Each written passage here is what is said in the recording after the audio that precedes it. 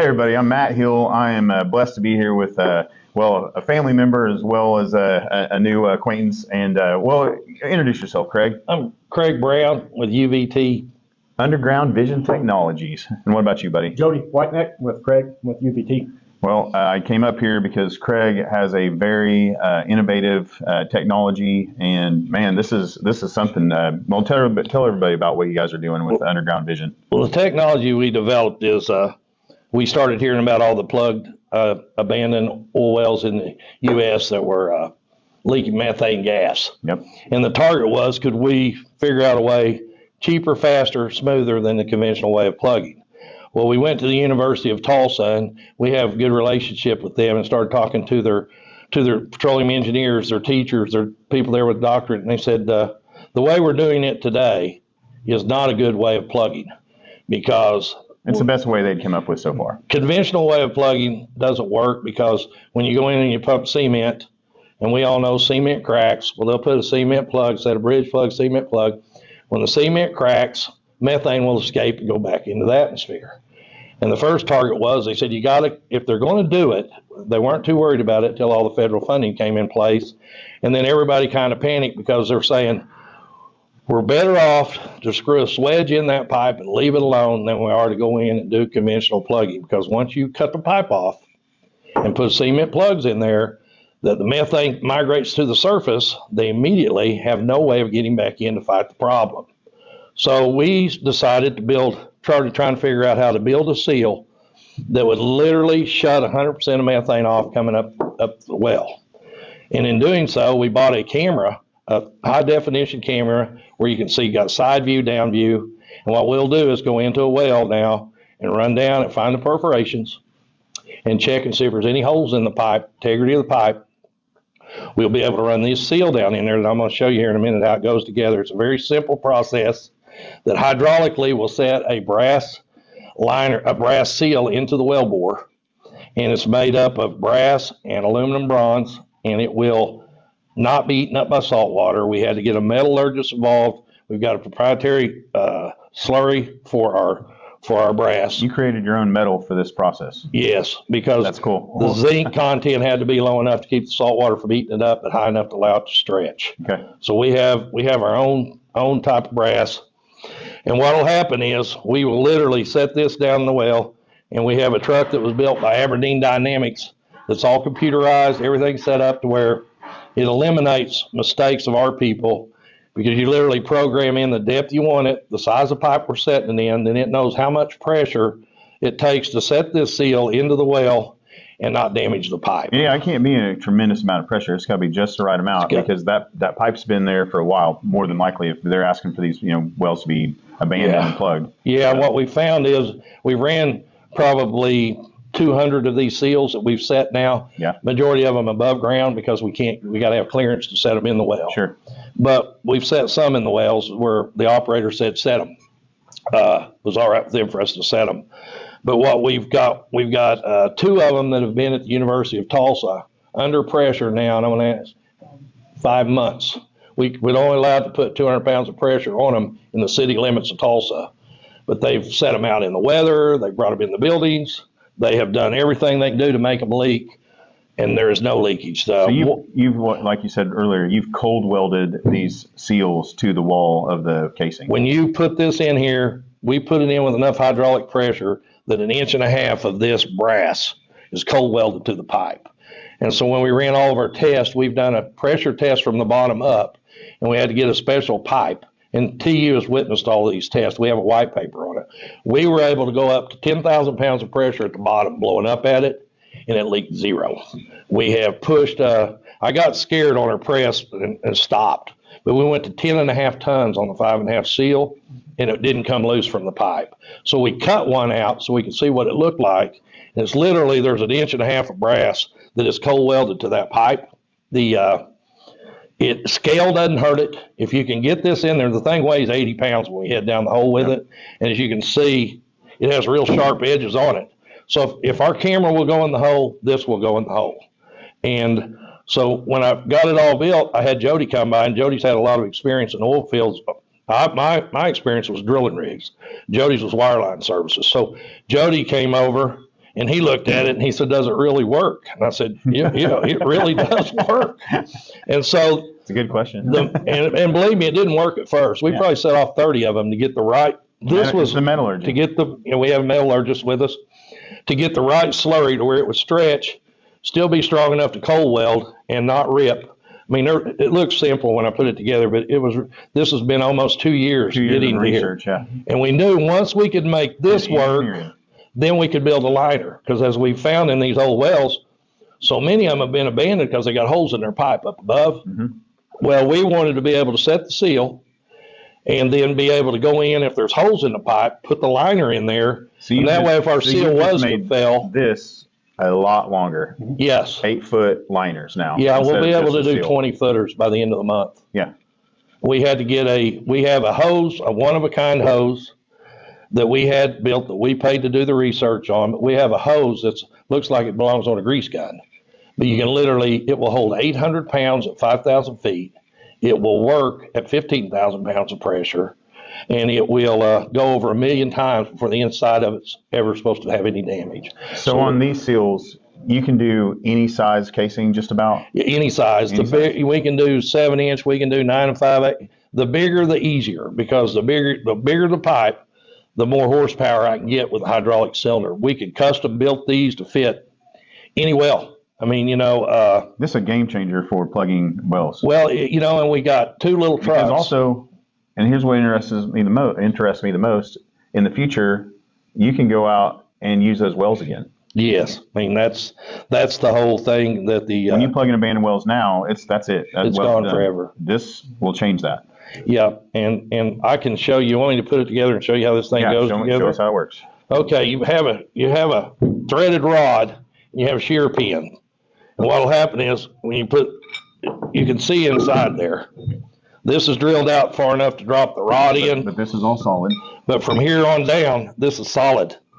So whenever I put this in here, I have a shear pin. If I can get the hole. There we go. I have a shear pin.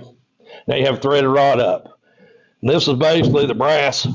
This is it. You can see it's solid from here up. It's solid other than the hole drilled through it. And there's a reason for that. We'll get to it. You put this on here. Then you have a hydraulic. That's the entirety of the seal. The hydraulic system right here. You put this on, it's a one-way hydraulic cylinder. By doing that, you screw the nut down on top of it, and the only thing that travels is the cylinder here in the center. And we have a hydraulic hose that hooks onto here. That's that hydraulic hose. So we only have one thing going down the hole. This is it.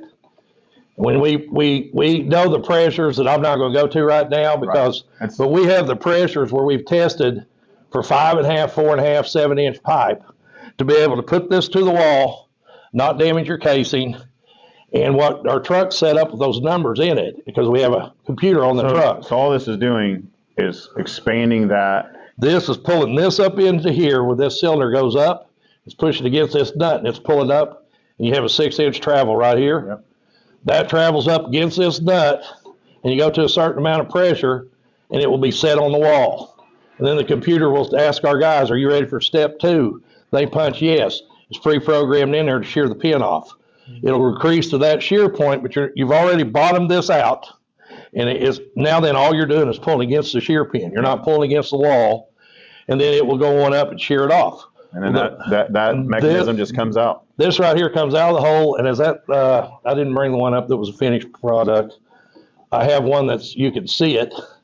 I thought I brought it up here. It's okay. I mean, that's essentially, this is up in here. This is up in here. And now it's cold welded into the wellbore. This amount of it's cold welded in there solid. And no gas, no fluids is getting by ever until you want to. And we haven't talked to operators yet, but on fluid level, water floods, how a lot of the operators are fighting fluid levels in their, the corporation commission will come out and make them either pump one down or plug it.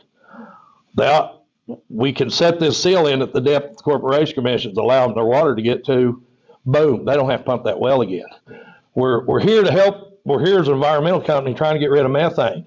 This can cross back over to the oil field people to save them a tremendous amount of money. Because I've been oil field my whole life. And well, every investor out there, we talked about this, the ESG is now, upon us. And this is a game changer for our industry. We can go out, and really do.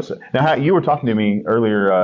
How many wells do you think are on the books to be plugged right now? Well, Oklahoma shows a recording of 17,000.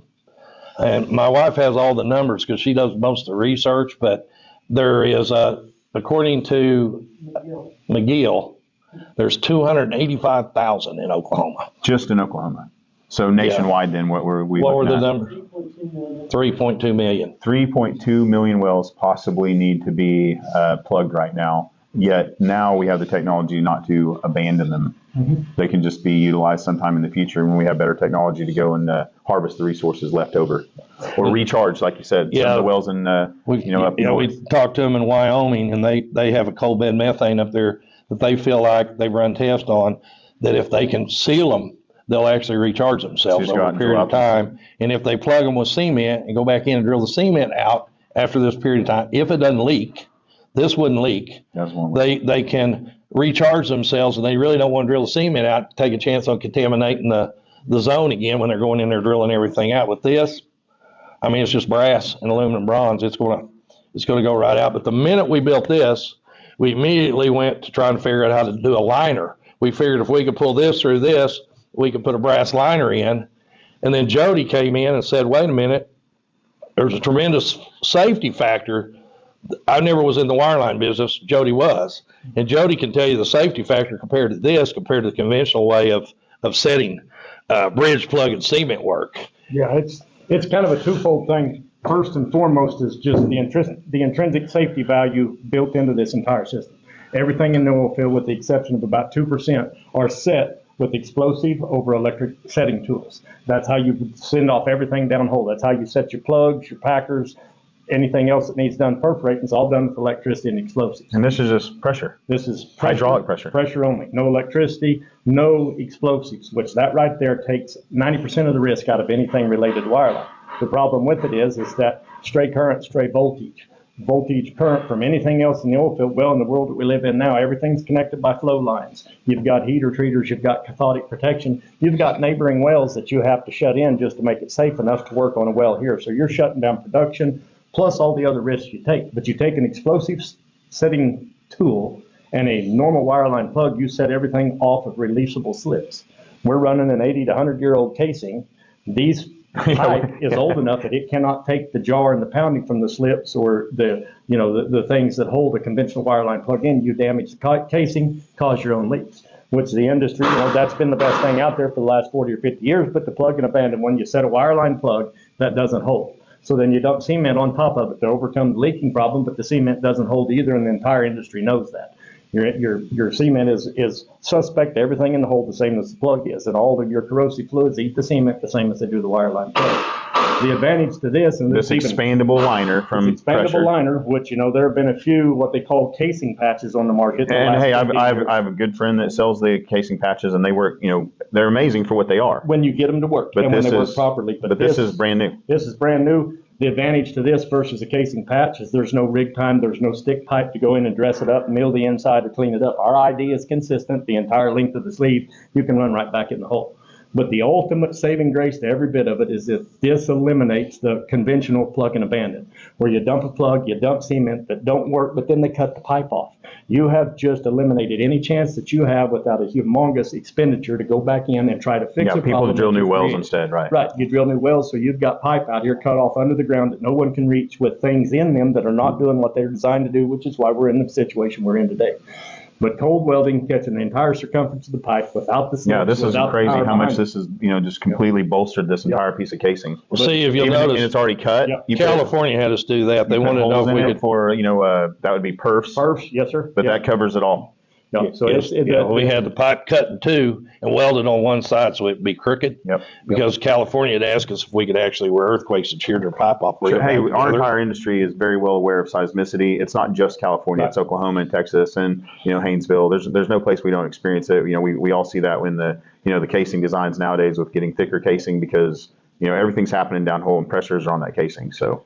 It's a cool system, and it is. It's hands down better than anything I've seen after 30 years in the industry. It's just the simplicity behind it, with the problems that it solves is just, it's a no-brainer, because you've taken the danger out of all the downhole work when it comes to wireline by eliminating the electricity and the explosives. This is a system more people can run. You can run with better efficiency and with a whole lot less damage to the neighbors, shutting in neighboring wells, shutting down equipment that needs to run by using this system. It's just, like I said, I'm on board because it's genius. Everything behind it is. I'm on board. You get a free sponsorship right now on my podcast. Yeah, you don't have to pay for this. Yeah. No one does. Well, that is it's pretty, and they all look and say, well, who did this? We've had some great people involved in this. Sure, you guys. We actually have one company, Matt, that will, and Jody's associated with, Go Bob Pipe. They go out, they will pay the money to pull the rods and tubing out of these abandoned wells. We can literally bid one so they know what it costs instead of going, well, plug one and you bid it in at $30,000 and you get out there and it costs them $200,000. Yeah.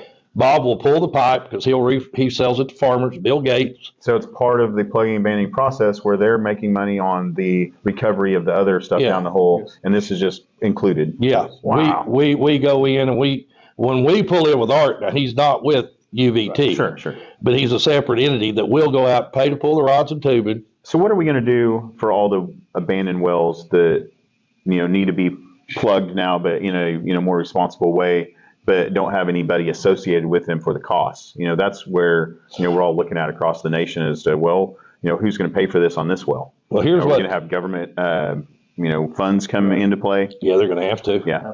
And this is what TU was afraid of. They weren't plugging enough of them in Oklahoma to be an issue. Okay. If they get government funding here in Oklahoma and they go out and plug 1,000 of them conventionally, the way they're doing them, shooting off pipe, we're going to have a disaster here in a few years when that starts cracking. The methane starts coming out of the ground. We're better off to just leave them alone than do what they're getting ready to do by shooting off pipe. There's people who don't agree with us, but we've been in, this is all TU does, is study cement, study downhole pressures. If you want to go a step further, you can use this and then cement on top of that. Well, sure. I mean, there's extra steps you can take. If you're not completely convinced of this, fine, use this plus. And what we've even discussed is, if it stays at a state level, like every state has its own organization. It takes them X amount of time to plan to go do one well. We can set 50 of these in 50 wells while they make their plan to go plug and abandon a well. This is efficient and fast. It's efficient and fast. We've shut down the methane. If it takes them 6 months or a year to figure out what they want to do, we've already solved the main ecological problem. Worry about the financial problem and how they want to do it later, but let us stop what's messing everything up in the beginning, because we can stay miles and years ahead of them, and then they can plug and abandon them however they want. However, I still think cutting the pipe off is the biggest mistake they're making, and hopefully this will lead to the elimination of that and solve future problems as we go. Man, this gives me goosebumps. Colorado has changed their regulations to use our seal. Colorado's going to. Colorado has looked at. I'm they listen. Well, see, we have TU involved, we have OU involved, we have letters from professors at TU. You went and talked to Caitlin at OU. Great guy. Hey, Caitlin, I know you're watching. He totally, he agrees. Don't cut off pipe. Yeah. We've got professors from Florida State, from Chicago, and they're all saying the same thing. Look, guys, don't cut the pipe off. So I'm not saying we're so smart, we're telling y'all not to do this. I'm saying my Uncle Craig's pretty smart. I'm saying look to people. Just go to people. Let the people that study this every day listen to them. I mean, they're telling you don't do it, and some people are listening. Colorado was the first. Well, Wyoming, I think they're going to do something on theirs, but. We've presented this to the OCC here. They know we have it. Their regulation on your, pretty soon. OU's problem is, Oklahoma's problem is regulations say you have to use concrete. And Florida, Colorado changed one word and made it legal, or a permanent seal. Okay. And so that's how they got around it. Well, there we go. Hey, state lawmakers, please, take a look at this technology. Before I let you guys go, there's one more thing that I'm very excited about you guys doing is all of this technology and equipment is being made and manufactured and employing people here in Oklahoma. Mm-hmm. Absolutely. This is all out of Tulsa, Oklahoma. That's a unique thing. We have Aberdeen Dynamics. We have Houston Services. We have Go Bob Pipe. All these companies have come together. Sawyer Fabrications. All these companies have come together. And everybody understands, I'm an oilie. I didn't believe in this methane stuff. I thought, I do now. Yeah. I mean, I got involved with TU and I understand what our issues are. And so does Jody and all of our partners. And, you know, we're not saying what people did 20 years. They thought they were doing right. Everybody 20 years ago was doing the best they could at the time, you know, and they didn't know that was not going to be an issue. But you also got to be truthful about it. Oil men wrote those laws. Yeah. Maybe. And they wanted that casing to use on another well. Yep. And this was a way of getting their casing out, moving to another well. Nothing wrong with it. They thought they were plugging them correct. Those laws were put into effect for that reason. And now then we're still using that law to do them today. And we've got universities and Times have changed, professors telling technology you, have changed, and processes have changed. you know, it's going to make a lot of people mad if they quit cutting off pipe because they're selling pipe, they're doing things with it. But if you want our grandkids, which I've got 17 of them, between me and my wife, that I do not want my grandkids out here fighting the same problem to a scale that's going to be huge compared to what we have now. We have if the they cut the technology pipe right now to off. start fixing this. Well, I always talk about our industry is very good stewards of our natural resources. So anytime we see methane escaping, that's really a financial thing that we're not harvesting as well. So the stuff like this, it fascinates me. So thank you for doing this. And then there's one more thing to bring up as well. You run into a lot of things too. There's a lot of areas out here and wireline everywhere I have. You run into issues with H2S, but also CO2 and CO2 floods. This sleeve, the sleeve that we set in here, is the same makeup as the seal.